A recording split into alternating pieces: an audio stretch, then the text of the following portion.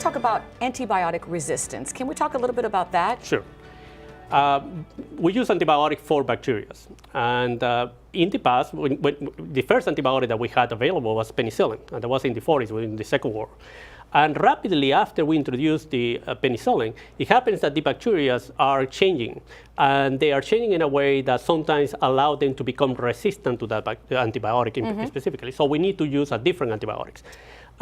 So that's been going on since we created antibiotics. What we are seeing right now, though, is that the amount of resistance of these bacteria are so huge that we have limited options to treat some infections.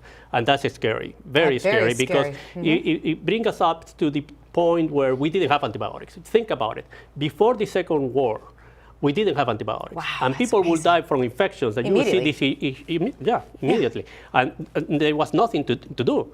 And when the antibiotics came on, probably it's one of the biggest inventions, basically things changed dramatically. So now we are moving in a way, because of the resistance to the antibiotics, in a way that probably we are having problems to treat some infections again. And that's a huge issue. That's a huge On issue. top of that, the truth is that we try to use antibiotics the less that we can. Right. So antibiotics Don't are overabuse with them. Exactly. And antibiotics are not a big business anymore. Exactly. So the pharmaceutical companies are not very interested in creating new antibiotics because it's not, it doesn't produce a lot of money. So we have a huge problem that bacteria are becoming resistant, and a huge problem that we are not creating new antibiotics.